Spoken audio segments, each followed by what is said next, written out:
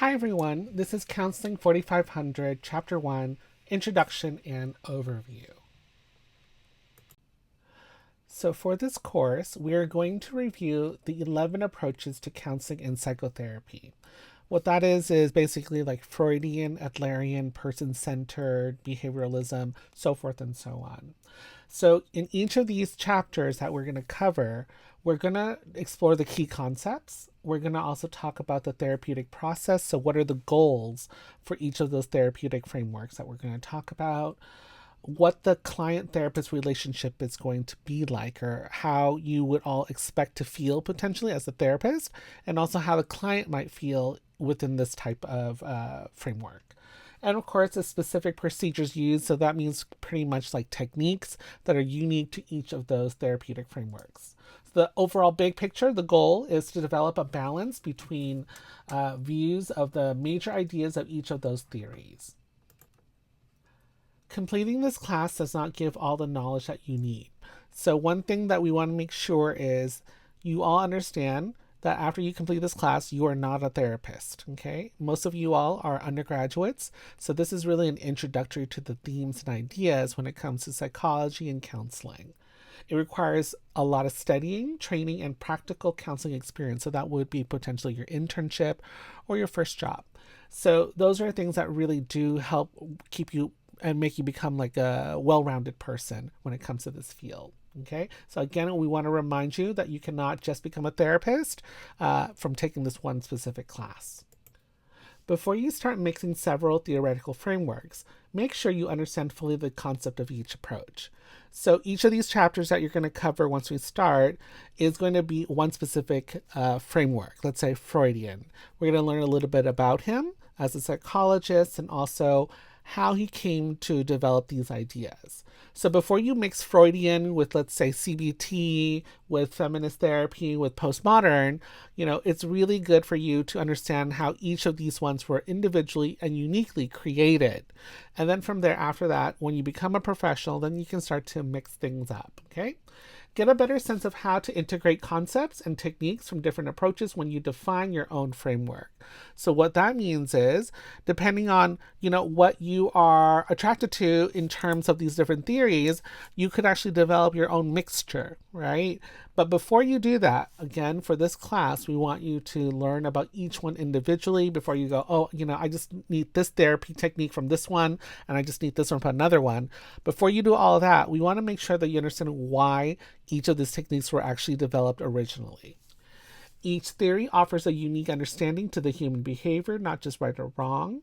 Do not force all clients to fit into one approach. And that's true. And the reality is that once you graduate and you start working in this field, you're going to have many different problems from many different people. And they all could use or benefit from techniques from different therapeutic frameworks. It really does depend on what it is. Get an overview of all the approaches. Learn a particular approach by becoming steeped in that approach for a certain amount of time. So this is what we're trying to do for this class, is that for your final paper, you're going to basically focus on one specific technique, or not technique, I'm sorry, but one framework. And you're going to try to use all those different techniques in that framework to resolve a problem or a challenge that a client might be coming into therapy for, right? So we want to make sure that you can understand the ins and out of at least one, right, for this class. And then from there, you can start to, accumulate other techniques as well as you become a professional. So let's talk a little bit about Corey. Corey is our author for this textbook. He is brilliant. He and his wife are brilliant psychologists. So for this slide, the next slide, what we're going to talk about a little bit is what his own personal take on psychology and counseling and his frameworks that he likes to use. The first one is existential approach. It draws techniques from other models of therapy. So that already is a hint right there that in this specific one, they don't have actual techniques to use. Instead, it's really about the philosophy of how people see life and death as well. So for existential, he'll use role playing, which comes from, like, let's say, Gestalt, becomes much more of a psychologically engaged than when we just talk about our issues. So that makes it active, which is why Corey likes it and uses it in existential, let's say, therapy. Psychoanalytic emphasis is basically Freud. And he talks a little bit about the psychosexual stages and the psychosocial development, and he thinks that's really important, and how it plays, an influence on how you behave in today as an adult, right? Can potentially be because of what had happened when you were younger. However, one thing that Corey disagrees with when it comes to Freud, though, is that you can change as an adult. Once you go into the Freud chapter, you'll realize that Freud is very determined or predetermined, which basically means that by the time you're about 10 or so, 6 to 12, you have basically become who you probably will be as an adult. Okay. So in Freud, he's like, this is who you are. Now we're just trying to understand, your history so that you understand who you are as an adult. Whereas other theories after Freud, they did believe that you can change as an adult, right? It's not always so deep-seated about your history of your past, but maybe it's just other things that are happening in your life which influences how you behave. But you can still change, okay? He's also really into cognitive behavioral therapy, CBT, which is considered one of the most popular techniques, or not techniques, I'm sorry, but frameworks that exist today in, current times. So for that, the reason why he's attracted to that is because he says that, it's interesting to see how our thinking affects the way that we feel and we behave. And that's really important. How you feel, how you see the world will affect how you make your decisions for your actions and your choices. So what people do is a good clue to what they really want. So if you observe, you can sort of see what's going on. You also use contracts and homework assignments. Again, that is to keep it active, okay? When you have homework assignments, that's basically you're going to do some work between this session and the next session, and then you're going to report what happened. We cannot be anything that we want. So this is an area that is really important for us to realize as well, because some of the goals that your clients will want are not necessarily possible. Okay. And it's not because we don't believe in them. It's just for some reason or another, it's just not possible. So that means that we need to think about the context that we are in or our clients are in. It could be social, environmental, cultural, biological, or realities. Here's an example. Let's say that your client is a wheelchair user and their goal is to become an astronaut. Unfortunately, the reality is that there's probably some very extenuating exercises or very exhaustive exercises that you need to do. You need to maybe know how to run and stuff like that, and be physically able to do certain tasks as an astronaut, right? So that's a biological thing that might limit a client's goals and stuff like that. However, what we can do is we can start to talk to them about, hey, what are other careers that are still related to space that you might be able to do as someone, let's say, with a physical disability. Let's say, for example, work at NASA, right? So we might not necessarily be that specific ideal archetype of an astronaut, but we can be someone who works at NASA and be part of that whole world. And hopefully that person becomes happy because of that, even though, they're not necessarily the astronaut themselves. When we are aware of these barriers, we can address the real issues. So again, to be realistic, we want you to dream, but we also want to make sure that you also understand that there are limitations in everyone's life. We also need to learn how to cope with reality. And that's another thing that's so important, right? If we ignore the reality and we live in this dream place, we might be very disappointed for the rest of our lives. Another area that he talks about is feminist therapy, awareness of how environmental and social conditions contribute to the problem of women and men. So one example would be gender role socialization leads to a lack of gender equality. So when it comes to feminist therapy, what we're saying is that some parts of society is built against certain people, whether it is gender or minority. Okay. So how do we cope with it? Because let's say, for example, you are, it's typical in statistics that a person of color, if you apply for, let's say, a bank loan, you're not necessarily likely to get the bank loan or get not as much money from that bank loan because the bank may see you as a person of color and, is built against you because of racism and, systemic oppression. So as a person, you might be really upset. You might be raging and so depressed as well, about the fact that you cannot get this just because of the color of your skin. So is that your fault or is that society's fault? And in feminist therapy, we really talk about the fact that this is an environmental thing. It's not about that person, right? So that's an issue that might come up when it comes to feminist therapy. Family therapy, you can understand the individual apart from the context of the system. So when it comes to family systems, that word right there, systems, really says it all, right? That there's different components. Let's say a client comes in to talk about their problems with their parents, right? And then let's say there's a lack of confidence in that client that you have, and then you're learning how to build that confidence with them. However, maybe their parents don't really care about their confidence or whatever. So even though they've built this all up and they've become this person that they respect of themselves, when they go into their family, if their family is not willing to participate and understand and learn and grow together and realize all the things that have changed in this person as the maturity and everything, and they still treat him in a negative way, then it doesn't really work, right? So that means that we might need to bring in the family and have this as a family systems type of therapeutic framework to resolve potentially these problems or whatever.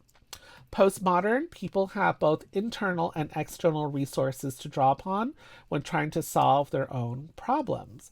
So here we're talking about, what resources, what can we do? We realize that we have certain things that we can do and add to this and make changes, right? But we need to realize those things as well.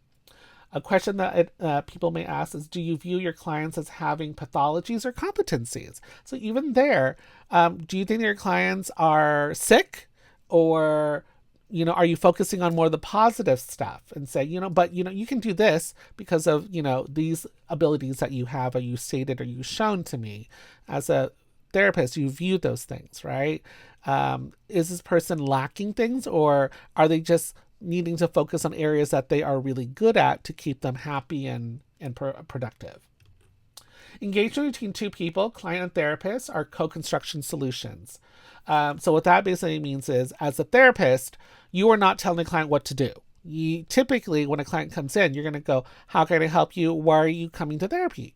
And from there, we work together to help them achieve those goals. As a therapist, you are not there to change the clients, give advice, or solve the problem for them. That's what kind of a friend is for, right? But not as a therapist. Instead, you're going to engage in genuine dialogues. You're going to be realistic with this person and honest, and then and hopefully help them heal so that they understand what's going on, why they're so angry, let's say, or frustrated about a specific topic, so that they can then now deal with it and resolve it and then live their lives. Technicians are people who have great knowledge, practical and theoretical, but lack human qualities. And human qualities such as compassion, caring, good faith, honesty, presence, realness, and sensitivity. A lot of you all say that you're really good at talking to people, but are you really? Okay, I just want to ask that question. I'm not doubting you or anything like that, but I want to ask, are you good at maintaining conversations for a long period of time? Because as a therapist, you're going to be talking quite a bit, right? And so you want to make sure that you understand and you also care about that. The human components of it is really important as well. You can learn about all the technical stuff that you learn in this textbook and the rest of your classes, but unless you have this heart that comes with it, right? Sometimes your clients are not going to be able to connect with you. Learn to relate to each of the approaches in this book. So you're going to learn about 11 different ones, and you're not necessarily going to always agree with everything or understand everything, right? But we're going to talk about these things and discuss it in class. So I want you to go, why is this one of the top 11 therapeutic frameworks? Why is it so good? What is the points that they have? What is right? What are things that you can agree upon? Even if you don't love it, right? What are things that you yourself can connect to with each of these techniques? Using techniques without focusing on the relationship between the client and the therapist may be ineffective. Again, sometimes if you just use a framework and the techniques, but you don't really believe in it or understand why, you might not necessarily get the full effect of that framework. You are a psychological artist. That means basically you're creative, able to establish and maintain a good working relationship. Again, that means that communication is good. Draw on your own experiences and reactions. So understand why you think that each of these frameworks is good, but also how does it connect with your own life, or maybe even problems that you think about and how it can connect with those problems itself and resolve it. Identify techniques that match the needs of your client. And again, yeah, so if your client is talking about a certain type of perspective on life, right, then you want to be able to meet them at where they are when it comes to therapeutic frameworks. So you want to do that instead of forcing them to go into doing things that you believe in for your own self, right? Something, again, not to put our own values on our clients. Counselors, open to your own personal development and to address personal problems. Are you willing to be a client yourself? Why or why not? One of the things that this field will always ask you in school is, are you willing to go to therapy? And hopefully your answer will be yes to that. If you all think that, oh, I don't have any problems or anything, I think you need to look a little deeper. So we want to make sure the reason why you consider this is because it is really scary to be a new client and to open up to a stranger about very private thoughts and insecurities and stuff like that. To be vulnerable is very scary, and to be vulnerable in front of someone else is also extremely scary too. So to be able to be in the shoes of a client, that will only make you a better therapist. In a previous class, so I usually will teach another class called Counseling 2250, where we basically talk about diversity, multiculturalism, but also about life. I asked you to do a lot of these counseling techniques that are actually going to be discussed in this class as well. So I want to make sure that you are honest and genuine if you were taking that class with me. If not, whenever you have any assignments in your classes that ask you to reflect, are you honestly reflecting? Or are you just doing that assignment? Okay. So were you able to disclose personal issues? Did you have anxiety over disclosing? And it's totally natural and typical for people to have anxiety and be nervous and be scared and frustrated and, regretful maybe even when you share. But ultimately, was it for the better? I hope so. All right, just having the desire to help is not enough. You also need supervision with a solid education. So again, you're in this program, you're learning, you're going to go into counseling and you're actually going to go into internship. And then that is really going to help you as well, because you're going to be able to apply these things and have two supervisors, basically your faculty and your internship supervisor, there to help you and cheer you on, and also let you know what areas you need to improve and what areas you're really good at and all that other stuff, so that we build you into that, perfect, or not perfect, but wonderful therapist that we know that you eventually will be after you graduate from grad programs. Okay, overview of the theories, chapters. So now we're going to go to each one of them really quickly so that you can decide whether or not you might be attracted to it when it comes to writing your paper. I encourage you to also go online and then also read a little bit more, go through the book as well, flip through and read the beginning sections of each section, or each chapter basically, and then decide from there what potentially would be some good therapeutic frameworks that you want to work on in the semester. All right, the first one is psychodynamic, like we said before, was Freud. So this is psychoanalytic therapy. It's about insight, unconscious motivation. So those are things that you don't really know why you do those things, you just do it, right? And we're going to learn how to uncover those unconscious motivations and reconstructions of the personality. So that, again, is people going to therapy is because they want to learn and understand who they are as a person. And a lot of Freudian stuff is focused on childhood. Influences all the other approaches because it is a first when it comes to psychology. So everything is typically a reaction to Freud, basically. All right, some are extensions of psychoanalysis, some are modifications, and some are reactions against. So some people will, let's say, oh, I really like what Freud is saying here. I'm going to go even further with my research. Where others, they're going to go, I'm going to change some of this stuff because it doesn't necessarily apply to, let's say, the year 2000 or the year 2024, right? So we'll modify certain things because we think it's still great. However, maybe, we don't see the world the same way that we did in the 1900s, let's say, okay? And then also some are reactions against it. So some people go, I hate Freud and his theories. I think it's actually the opposite, right? And so these are going to be reactions against it. One thing that you should know is that Freudian therapy, or Freud, was kind of known to be misogynistic, or basically kind of blaming the women for certain things when really it isn't. But you have to think about when he was alive and how people saw men and women back then.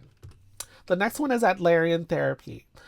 He focused really on meanings, goals, and purposeful behavior, conscious action. So we're talking about things that you are aware of, belonging, and also social interests.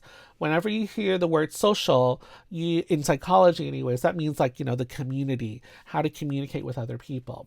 Looks at present behavior by studying childhood experiences. So he does echo what Freud said before with childhood experiences. However, he does not look at the unconscious, which is like the things that he does, like you don't know about, that motivate you to do things. It's more about the things that you are aware of. What do you want in life, and how can you get it?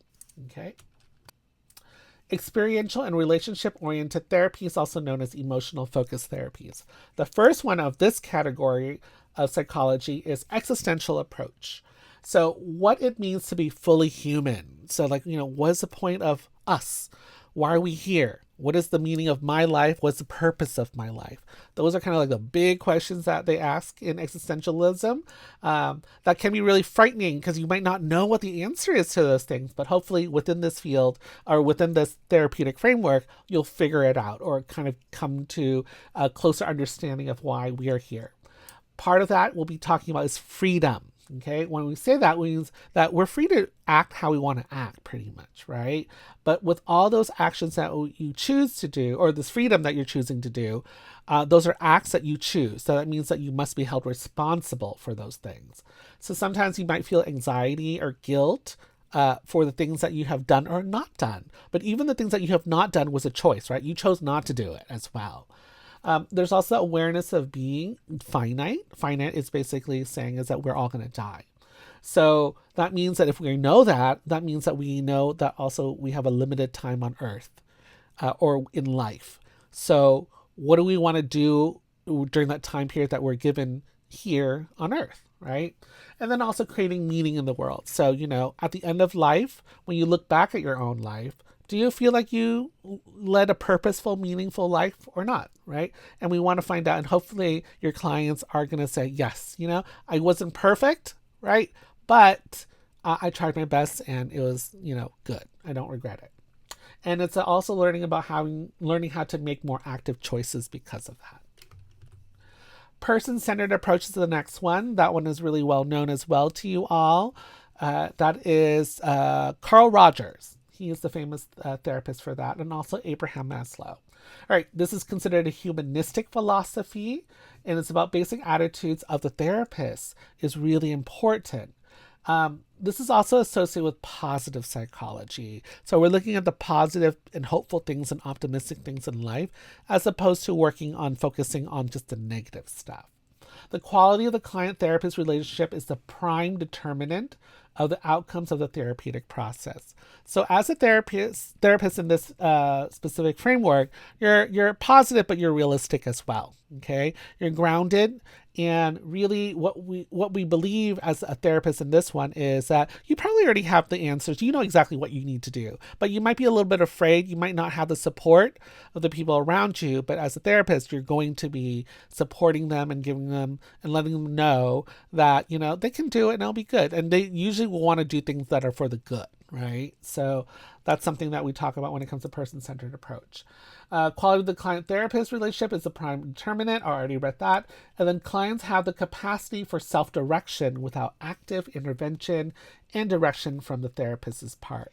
So for this one, it really does emphasize you do not tell your clients what to do, right? Again, they know what they need to do, but for some reason they're hesitant or they're not aware of it. And so we're going to work on this as a journey together. Okay, Gestalt therapy. Wider range of experiments to help clients gain awareness of what they are experiencing in the here and now, the present. In this philosophy, or this therapeutic framework, we think about the fact that a lot of us will say a lot of things about our lives, like, I'm going to do this, I'm going to do that, I'm going to do this, I'm going to do that. But reality is that you don't. and you talk about the future all the time, and then you forget to live in the here and now and appreciate life right now. Okay, so that's what the here and now present is all about. And so this one is very active in trying to keep you living your life right now and not focusing on the future so much or the past. The therapist will take an active role by following the lead of the client. It's very interactive. It can be very confrontational or challenging for your client, but you do it in an appropriate way where it's safe, right? So that the client does not feel scared or threatened and then they flee or they run away. You want to use emotions. Again, a lot of the stuff when you start to bring it up to today can be very emotional, and using that emotion to then motivate them to also change as well. Cognitive behavioral approaches, these are considered action-oriented therapies. There's reality therapy that focuses on the current behaviors and stresses developing clear plans for new behaviors. So very, let's lay out the plan work, and then let's see how we can focus on each of those things. Behavior therapy is another one that is really big. It's another wave, right? When it comes to psychology, doing and taking steps to make concrete changes. So this is a lot of observable information that you're going to get in the therapy with your client. You're going to see what happens, what motivates them and stuff like that. What are the consequences of certain actions, and that's why they do it. Is it because they're getting money? So they're let's say getting paid. So they're going to work really hard on a project or at work so that they can get that money. So we now know what their value systems are as well. Cognitive factors as important determinants of behavior. So also how we feel and think about certain things will also motivate how we behave as well. Let's say, for example, divorce, right? If we really are embarrassed by divorce, if we're married, we probably wouldn't want to get divorced, right?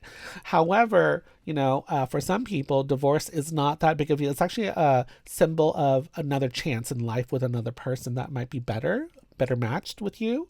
So if that is the reason, then you might be good with divorce and be fine with getting a divorce with your significant other. Rational emotive behavioral therapy and cognitive therapy, learning how to challenge inaccurate beliefs and automatic thoughts that lead to behavioral problems. So maybe we're doing certain things that are actually hurting ourselves because we think this is how it is. So let's say that you are in an abusive relationship and you keep on finding people that are abusive to you, right? So what is going on here? For some of us, we might be raised with unhealthy relationships with even, let's say, our parents. So we think that this is actually pretty normal or pretty typical, right?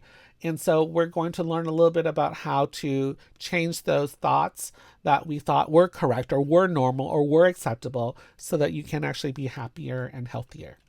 Now let's talk about systems and postmodern perspectives. Feminist and family theories, or family systems theories basically, is understanding the individual in the context of surrounding that influence their development. So like we said before, society has these rules and expectations. Some of them are not necessarily things that you can just prove. Let's say girls like pink and boys like blue, right?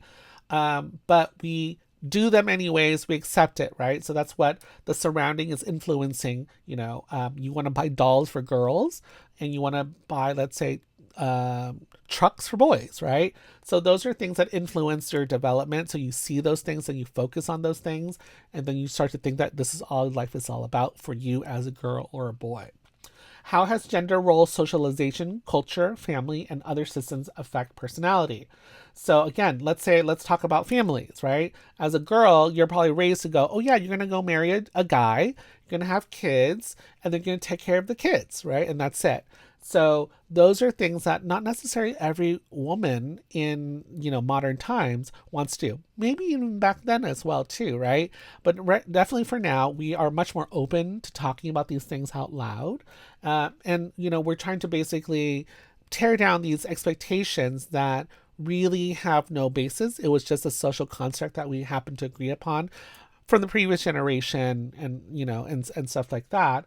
And say, you know what, it doesn't have to be that way though, and it'll still be fine. I'm still a good person, even if, let's say, I'm a woman and I don't have children and I didn't get married. Postmodern approaches, social constructionism. So that is kind of related to what we just talked about with the feminist one, right?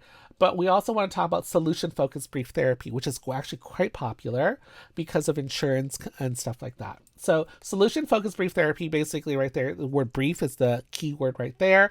We're going to try to solve that problem really quickly or really briefly in this therapy. So this happens a lot with, like, let's say you're having an issue at work and you're having a fight with a coworker. Let's just resolve that thing right there. We don't need to go back and think about how you were raised as a child. We just want to make sure that this problem that you have, let's say at work with a coworker, is resolved. So that would be much more solution-focused brief therapy. Narrative therapy is kind of like telling a story and learning the fact that you can change your story.